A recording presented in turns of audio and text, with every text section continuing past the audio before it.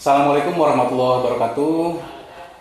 Warga masyarakat Garut yang budiman, ketemu lagi dengan saya Zamzam dalam bincang-bincang ringan namun hangat ya, di ruang publik Garut. Kebetulan hari ini kita kedatangan tamu spesial. Beliau salah satu kepala dinas di pemerintah Kabupaten Garut yang saat ini menjabat sebagai kepala dinas lingkungan hidup ya, Pak Haji. Sebetulnya beliau ini lama dulu di Dinas Perumahan Umum dan Pekerjaan Rakyat atau Dinas PUPR. Itu yang kurang lebih 30 tahun. Sebuah jabatan yang luar biasa. Kemudian waktu itu sempat juga menjadi PJS Sekda Kabupaten Garut waktu itu. Sebelum pada akhirnya sekarang didefinitifkan untuk menjadi kepala dinas di lingkungan hidup. Nah, kali ini kita akan berbincang-bincang tentang bagaimana program-program pemerintah Kabupaten Garut dalam rangka pengelolaan lingkungan hidup ya, karena tentu saja ada beberapa program unggulan yang sudah disiapkan oleh pemerintah Kabupaten Garut, bil khusus Dinas Lingkungan Hidup yang mungkin sudah mulai kita lihat ya, ada satu tagline yang cukup viral di masyarakat, di lini-lini masa beberapa sosial media. Berjanjilah untuk membuang sampah pada tempatnya. Ini luar biasa. Jadi di setiap pelosok yang ada di Kabupaten Garut kita sudah bisa melihat tentang adanya baliho tersebut yang berupaya mengajak atau mengkampanyekan pola perilaku masyarakat untuk membuang sampah pada tempatnya. Nah, kita langsung saja.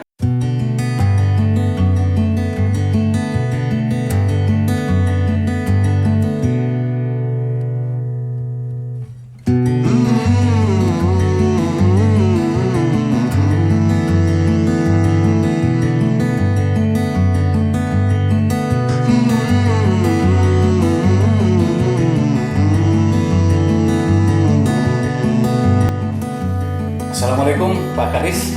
Waalaikumsalam warahmatullahi Sehat?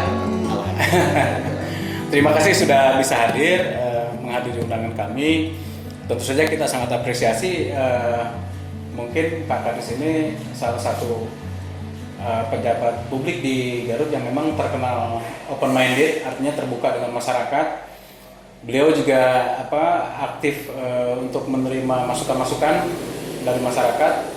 Dan ini luar biasa, sekarang ada salah satu program sosialisasi ya yang sudah dilaksanakan oleh Dinas Lingkungan Hidup Kabupaten Garut.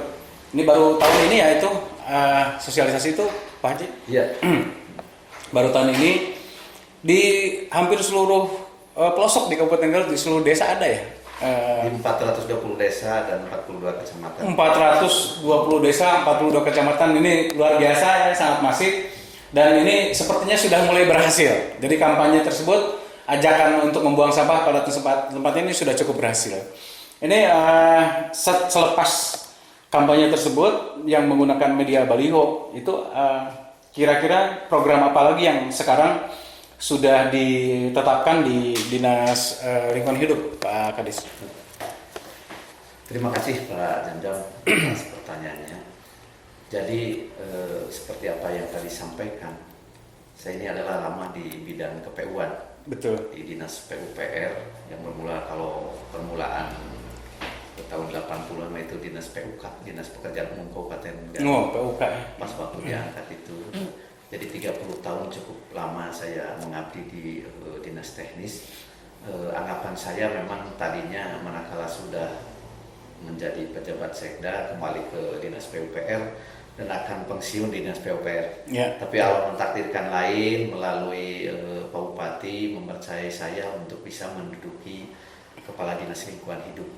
Ya. Nah itu kami pada saat diberi kepercayaan untuk menduduki Kepala Dinas Lingkungan Hidup itu, saya berpikir bahwa apa yang menjadi konotasi jelek untuk mengelola lingkungan, saya ingin berupaya mengembalikan, mengembalikan image citra tentang lingkungan di Kabupaten Garut, sehingga saya tidak berkeinginan lagi apa yang pernah terjadi di Kabupaten Garut ini tahun 2015 17 ya, 18. jadi ada dinyatakan darurat sampah. Darurat yang sampah. memang dari sisi pengangkutan, pengelolaan sampai pembuangan akhir itu Betul. terjadi trouble. Ya. Nah, maka dari titik tolak itu saya berupaya untuk Betul. bisa mengembalikan image itu. Betul. Sehingga pada saat saya dipercaya begitu, membuatlah program-program tentang, pertama kita harus tahu dulu penanganan di Ya. hilirnya, Ya. baru ke tengah, baru ke hulu. Ya. Nah, gitu. Jadi makanya saya membuat dulu suatu program sosialisasi. Ya. Dan terus mengaplikasikan dengan kegiatan yang memperiksakan pengelolaannya sampai kepada ada nilai tambah atau nilai jual. Ya. Itu yang kami lakukan. Betul. Luar biasa. Jadi Pak Kadis, memang betul bahwa dulu ini Garut sempat sangat bersih ya. Jadi dulu pernah mendapatkan adipura, kemudian belakangan ini permasalahan sampah terus ya kan mengalir sampai dengan tadi terjadi darurat sampah, di mana sampah-sampah di beberapa titik yang sudah disiapkan itu tidak bisa diangkut ke TPA. Yang kedua juga di TPA juga jadi masalah lagi kemarin karena armadanya kurang, kemudian di TPA-nya juga belum disiapkan sebagaimana yang seharusnya, karena kalau mengikuti apa yang seharusnya di TPA Pasir Bajing itu sudah menjadi sanitary landfill ya, begitu, bukan open dumping. Kalau sekarang dulu open dumping, sekarang sudah dirubah menjadi sanitary landfill. Nah itu untuk program sanitary landfill itu apa saja yang dibutuhkan itu Pak Kadis? Jadi alhamdulillah tahun kemarin 2020 Ya. kita sudah terrealisasi Ya. dengan pola penanganan sampah di tempat pembuangan akhir atau TPA Pasir Bajing itu dengan cara sanitary landfill. Itu adalah pola semi ya dari open dumping yang pernah dilakukan. Betul. Nah itu yang permulaan saya menangani itu dulu. Alhamdulillah dengan dukungan dana kita bisa terrealisasi. Ya. Namun demikian memang itu adalah belum ada kesempurnaan. Karena apa? Pola penanganan sanitary landfill kalau tidak dibarengi dengan pengadaan mesin pemilahan Ya. dan mesin pengolahan itu akan cepat terpenuhi atau cepat penuh dengan itu. Betul. Karena apa? Di sana itu bukan lagi residunya yang dibuang, tetapi keseluruhan baik organik dan non organik di sana ditumpuk di sana. Nah, hanya cara penanganan tiap hari itu ditutup dengan suatu tanah dan dipadatkan itu. Jadi bagusnya penanganan sanitary ini adalah dengan cara pengolahan dulu. Ya. Jadi dipilah dulu, betul. organiknya, setelah itu dipisah, Ya. bisa. Nah, baru organiknya dibuat pupuk, ya. Betul. non organiknya dibuat produk lain. Nah, Nah itu yang kita belum laksanakan. Nah setelah itu saya berharap mudah-mudahan itu terwujud ya. Karena apa? Kalau tidak itu apapun yang kita buat di TPA itu akan tidaklah berarti. Itu ya. betul. Jadi kalau kita tangkap mungkin dari tadi yang disampaikan Pak Kadis itu memang yang pertama belum sepenuhnya anggaran itu terrealisasi karena memang bertahap ya. Jadi bertahap, untuk pertama mungkin tadi untuk sanitary landfill-nya. Mungkin tahapan berikutnya ya untuk penyediaan, betul, penyediaan mesin pemilah. Kemudian setelah mesin pemilah ada juga mesin pengolah. Pengolah. Nah ini kan memang membutuhkan anggaran yang luar biasa banyak kalau tidak salah ya. Untuk mesin pemilah dan pengolah itu. Kira-kira itu bisa direalisasikan kapan dari rencana? Mungkin Pak Bupati atau DPRD sudah sampaikan untuk kedua alat tersebut bisa kapan realisasi? Jadi setiap dengan DPRD setiap rapat kerja kami sampaikan. Ya. Tidak berarti pembangunan sanitary landfill ini manakala tidak diikuti dengan pembelian mesin pemilah dan pemroses. Begitupun ke Pak Bupati sudah sampaikan, memang Pak Bupati merespon kan gitu. Ya. Nah, namun karena ada tadi situasi yang darurat penanganan COVID, sehingga kegiatan-kegiatan tersebut direfocusing untuk penanganan COVID dulu gitu. Jadi sebenarnya bukan tidak memperhatikan pemerintah Kabupaten Garut melalui Pak Bupati itu sudah merespon dengan usulan-usulan Dinas Lingkungan Hidup untuk bisa menyiapkan mesin itu. Kami sudah study banding tentang mesin yang digunakan, tentang pola kerjanya gitu kan. Nah itu. Nah, itu sebenarnya kami berharap bahwa ada pihak ketiga investor yang bisa siap untuk itu. Namun demikian, nah sampai sekarang sudah ada beberapa investor yang akan menanamkan modalnya untuk tanah sampah ini tidak berlanjut. Nah itu yang perlu kami gali, kamu perlu misalkan, maka kami tidak henti-hentinya untuk menyampaikan hal-hal ini terhadap investor untuk bisa bekerja sama dengan pemerintah Kabupaten Garut. Betul. Jadi kebutuhan itu mencapai puluhan miliar ya untuk pengadaan mesin itu. Ya, jadi karena di sana ada suatu ini, kalau itu dilakukan, itu akan selesailah penanganan sampah di akhir. Iya. Karena apa? Di sana tidak terjadi lagi penumpukan, menggunung. Jadi hanya kalau sanitary yang kami buat sekarang menjadi 2 dengan tahun ini 1, itu akan bertahan sampai 10 tahun 20 tahun. Iya. Tapi kalau itu tidak ditindaklanjuti dengan pembelian mesin pemilah dan pengolah, ya paling umur sanitary 4 sampai 5 tahun. Itu bedanya. Yeah. Yang kedua, dari sini nilai tambahnya bahwa ada nilai tambah manakala proses. Kalau untuk pupuk, masyarakat bisa dengan gratis mengambil kalau dari pemerintah kan. Kalau kan tidak ada biaya pengolahan, tidak ada, hanya energi saja kan gitu.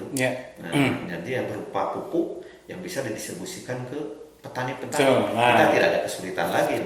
Itu kalau untuk nilai jual seumpamanya organiknya, non organiknya itu bisa dijual ataupun bisa diekspor kan gitu. Itu yang kami harapkan. Mudah-mudahan ini terwujud. Nah, sebetulnya sangat menarik kalau kita berbicara sampah ini, pemirsa, karena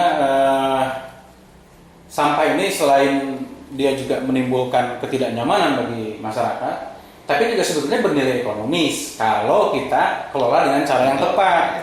Jadi mungkin tadi apabila dikelola dengan tepat di TPA juga itu hasil pengolahannya itu akan menjadi nilai tambah bagi masyarakat ya. Jadi penajamannya kita bisa lihat beberapa macam, Pak Kadis. Bisa satu mungkin sumber dana untuk pengadaan mesin tadi yang diperlukan, bisa kerjasama dengan pihak ketiga, dengan pihak swasta, kemudian disupport dengan anggaran pemerintah baik daerah maupun pusat, atau bisa juga mungkin dengan dibuat BUMD. Misal begini, dari hulu ke hilir itu dikelola oleh BUMD. Jadi dari mulai penyediaan tong sampah di lingkungan, kemudian pengangkutannya, kemudian pengolahannya di sana, itu dikelola dengan BUMD karena tadi mungkin bisa menghasilkan sejumlah uang ya kalau dikelola dengan baik. Maksudnya gini, jadi ada memang opsi-opsi yang tadi disampaikan dengan pembuatan BUMD. Nah itu yang memang kita belum terpikirin karena apa? Kalau dari sisi pengelolaan sampah, sekarang saja sudah berapa puluh miliar untuk pemberian gaji pegawai, untuk BBM transportasinya, untuk pembelian transportasinya, dan untuk pengolahan di sana. Itu mungkin yang belum fleksibel dari sisi investasi, sehingga belum ada yang berminat. Nah kalau kedepannya tadi ada BUMD, itu tinggal tadi kebijakan pimpinan seperti apa. Apakah memang kalau berupa dinas ini sudah tidak bisa ditangani gitu, bisa saja kolaborasi gitu kan. Dan seumpamanya dinas membuat UPT dulu gitu kan. Nanti kalau memang ini menguntungkan, tentu akan berlanjut terhadap pendirian BUMD itu. Karena tadi kalau itu dikelola, saya rasa yakin ini akan bisa menguntungkan. Karena yang mungkin kita ketahui bersama Pak Kadis, bidang garapan atau tugas pokok dan fungsi dari DLHKP ini kan sangat luas. Dari mulai perencanaan pengelolaan lingkungan hidup seperti apa, kemudian nanti program kerjanya seperti apa dan sebagainya. Saya rasa dengan apabila dengan manpower di DLHKP yang ada ini tidak akan cukup untuk mengcover seluruh Kabupaten Garut, ya kan? Kalau tidak ada pihak luar yang ikut membantu dan concern dengan permasalahan lingkungan, karena tadi penanganan limbah B3, kemudian penataan lingkungan, itu harusnya kan ada koordinasi dengan dinas dan instansi lain juga, SKPD lain, dinas teknis yang lain. Nah ini kan juga sangat berat kalau ini dibebankan ke DLHKP sendiri, sementara permasalahan sampah ini adalah permasalahan mendasar yang memang dimiliki begitu ya. Jadi mungkin belum kami sampaikan bahwa menurut kebijakan strategi daerah, pengelolaan contoh salah satu yang menyebabkan lingkungan jadi buruk itu adalah mengenai sampah. Ya. itu harus ditangani seluruh wilayah kabupaten Seluruh. Garut. Jadi yang 42 kecamatan, 420 desa dan 42 kelurahan Ya. itu harus ditangani. Saat ini Dinas LH baru 11 kecamatan. Baru 11 kecamatan yang kota ya. Nah, kota saja. Tidak Jadi sampai ke belum menjangkau ke pinggir. terhadap pinggiran. Itu yang jadi permasalahan urgen sebenarnya. Ya. Kami sudah sampaikan di dalam rapat kerja dan pimpinan. Mudah-mudahan secara tahap demi tahap kami akan menjangkau itu. Ya. Gitu. Ini Pak Kadis, ada kemungkinan nggak kalau misalnya setiap kecamatan atau umpama dibagi per kecamatan atau dibagi per wilayah, umpama utara selatan itu masing-masing punya instalasi pengelolaan sampah, mungkin nggak itu? Itu yang maksud kami sampaikan, bahwa dengan adanya keharusan mengelola sampah di semua wilayah, tentu kami berpikir harus ada di masing-masing wilayah. Makanya di dalam program kerja itu kami sudah sampaikan, sudah usulkan adanya pembangunan TPA di masing-masing wilayah. Di wilayah selatan adalah di wilayah Pamengpeuk, itu daerahnya sudah selesai. Di wilayah Caringin satu, di wilayah Banjarwangi, dan di wilayah Malangbong. Itu yang kami usulkan. Mudah-mudahan sekali lagi kalau tidak terjadi adanya refocusing anggaran, itu bisa terrealisasi pembangunan TPA di itu. Gitu. Jadi walaupun tadi ada semacam kerjasama dengan pihak luar, dengan provinsi adanya pembuangan sampah ke Legok Nangka, itu hanya menjangkau untuk wilayah utara, wilayah 11 kecamatan. Dan itu pun hanya terbatas pada 100 ton. Kapasitasnya terbatas. Jadi sedangkan kalau kita ukur, kalau kita perhitungkan, kalau itu dikelola ada 1.000 ton per hari sampah yang diproduksi oleh masyarakat Kabupaten Garut. Itu Pak Daniel. Pak Kadis, memang seandainya kalau dari hulu ini selesai, sebetulnya tugas DLHP juga nggak terlalu berat, karena yang saya tahu mungkin ada beberapa pusat-pusat pelayanan publik juga ini masih bermasalah dalam penanganan sampah ya kan. Contohnya berdasarkan data yang ada, beberapa puskesmas juga bahkan belum memiliki IPAL yang memadai ya kan, yang seharusnya itu diperintahkan dengan undang-undang. Kalau dia bisa memiliki sudah punya IPAL sendiri, dia kan bisa mengelola sendiri limbahnya, sehingga beban pemerintah juga sekarang terlalu berat gitu ya. Sekarang kondisinya seperti itu. Tapi kalau sudah dicanangkan seperti itu, saya rasa memang akan lebih ringan ya tugas dari TPA Pasir Bajing. Selain sampah kan, ini tentang isu lingkungan ini masih ada beberapa hal yang mendasar ya. Di antaranya yang selalu kita dengar mungkin kalau dengan isu PKL ada kaitannya mungkin untuk penataan kesemrawutan kota. PKL itu hanya sebagian saja kita dalam rangka penanganan sampahnya. Untuk penempatan, untuk apanya itu tergantung dari dinas Perkim. Dinas Perkim dan DPRINDA.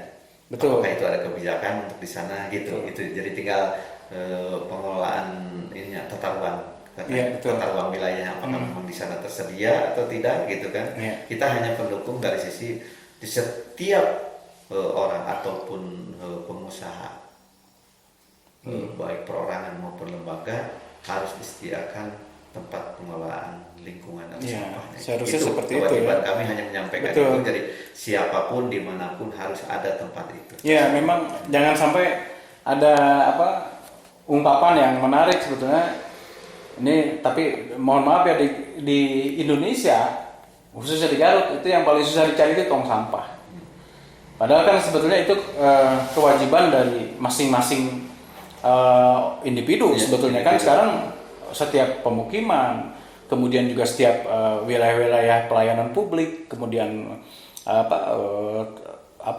pasar dan sebagainya, seharusnya kan mereka memiliki itu. Itulah yang kadang-kadang ada semacam salah pemahaman gitu ya, bahwa pengelolaan sampah Dinas LH hanya berkewajiban mengambil dari TPS sampai kepada TPA. Dari masing-masing pembuangnya ataupun dari masyarakatnya itu adalah malah oleh dia sendiri. Ya. Menyiapkan sarananya oleh dia sendiri. Betul. Kita hanya kewajiban TPS. Itu Ya. yang tidak sadar.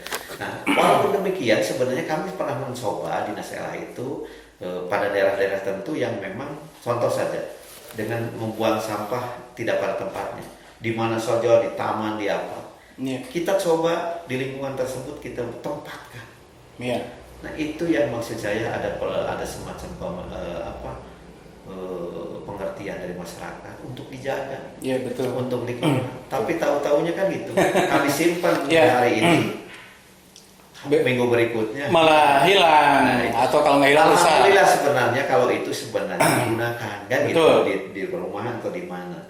Tapi kan kalau dijadikan hal-hal lain itu ya. Ya, ini Pak Kadis, saya sebetulnya sampai di mana nih kerjasama di LHKP dengan setiap desa? Karena kan kalau setiap desa juga ini concern, di 420 desa tadi concern dengan permasalahan sampah, saya rasa tugas di LHKP lebih ringan. Kan sekarang desa juga ada anggaran yang cukup sebetulnya untuk menangani permasalahan sampah. 1 tahun aja kan rata-rata menerima kurang lebih 1 miliar ya dari dana desa yang sebetulnya bisa digunakan salah satunya untuk penanganan sampah menurut saya. Nah, sekarang sudah ada langkah ke situ belum?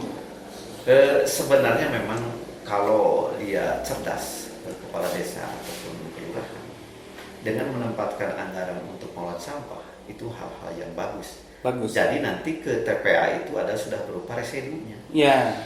Itu merupakan program saya, berkeinginan 420 desa itu mempunyai pengelolaan sampah. Nah, berupa itu. yang istilahkan TPS 3R. Ya. TPS 3R sehingga di desa masing-masing dikelola, Ya. membuat nilai tambahnya, Ya. itu kan bisa ada nilai tambahnya. Betul. Nah, itu residunya tinggal dikirim ke TPA. Itu tidak akan memberatkan menurut hemat saya. Ya. Jadi ya mudah-mudahan saja itu terwujud pembangunan TPS 3R di masing-masing desa. Karena nilainya hanya sedikit, hanya 320 juta. Iya, sebetulnya Gitu. 320 juta untuk dipakai selamanya gitu kan. Selamanya Terus kan ada nilai jualnya, ada nilai jualnya. tambah dari itu tuh, dari produk itu. Iya. Jadi dipilah, diproses, dan nilai jual. Betul. Ada pemanfaatan lain untuk tadi organiknya. Betul. Itu harusnya Kak. Jadi saya ingin itu terwujud sebenarnya. Nah, Mudah-mudahan Ya. Dengan sosialisasi tadi Betul. saya ke tiap pelosok, mereka akan sadar untuk pengelolaan Betul. lingkungan. Ada ini Pak Kadis, kawan saya pemirsa di desa mana? Di salah satu desa di Bayongbong, itu mereka sudah aktif menjalankan bank sampah. Nah, ini satu model yang bagus sebetulnya untuk didorong agar desa-desa lain juga tadi persis seperti di salah satu desa di Bandung tersebut. Jadi mereka memang sekarang masyarakat itu sudah terbiasa membuang sampah, dipilah antara organik dan non organik. Dari yang organik itu kemudian diolah dijadikan pupuk kompos yang gitu. Dari yang anorganik itu kan dipilah lagi, ada yang bisa didaur ulang, di recycle kan, ada yang memang residu. Nah, residunya ini yang nanti tinggal ditarik ke TPA. Iya. Sebetulnya seharusnya begitu. Iya. Kalau sekarang kan permasalahan menumpuk semua di TPA, tinggal menunggu waktu saja kapan TPA ini akan meledak gitu ya, Pak Kadis. Maksudnya ke sana. Jadi harus ada kesepahaman lah antara yang terbawah gitu kan, Ya. RT, Betul. RW, desa sampai kepada camat itu. Kalau itu terjadi kesinambungan, wah sudah Akan luar biasa. Permasalahan sampah tidak akan ini. Baik pemirsa, sebetulnya dari tadi yang sudah kita perbincangkan, sampah ini sebetulnya gampang-gampang sulit. Gampangnya kalau ada will dari setiap orang untuk tadi membuang sampah pada tempatnya, kemudian didorong juga oleh Dinas Lingkungan Hidup melalui Pak Kadis dengan kampanye dan promosi untuk membuang sampah pada tempatnya, ini sudah luar biasa. Tinggal nanti tadi follow up dan realisasi dari apa yang sudah diprogramkan tadi. Contoh untuk penambahan mesin pilar dan mesin pengolah di TPA Pasir Bajing. Kemudian juga di setiap desa tadi sudah diadakan TPA kecil yang nilainya sebetulnya tidak terlalu besar, yang itu bisa diambil dari dana yang sudah ada. Jadi jangan semua dana dihabiskan ke TPP lagi, kirim lagi, kan itu sudah dari DAK, itu sudah dari DAU juga. belum lagi ada dari dana bagi hasil, belum lagi dari bantuan infrastruktur dan lain sebagainya. Yang mudah-mudahan langkah Pak Kadis dengan Dinas Lingkungan Hidupnya ke depan ini mendapat rahmat dari Allah Subhanahu Wa Taala sehingga ini bisa dilaksanakan ya. Amin. Ya. Insya Allah. Ya. Ya baik. Terima kasih luar biasa Pak Kadis. Rencananya ini sudah sangat bagus, programnya sudah luar biasa. Tinggal kita menunggu saja realisasi dan kita mungkin masyarakat berharap semoga lingkungan di Garut ini lebih tertata lagi, lebih tertib dan bisa mendatangkan manfaat yang positif bagi masyarakat. Terima kasih atas kehadirannya Pak Kadis sudah menemani saya di bincang-bincang ruang publik. Pemirsa, demikian bincang-bincang hangat kita dengan Pak Kadis Ilham, Pak Saifuddin. Terima kasih atas atensinya. Kita ketemu lagi di lain topik dan di lain waktu. Assalamualaikum warahmatullahi wabarakatuh. Terima kasih sudah hadir.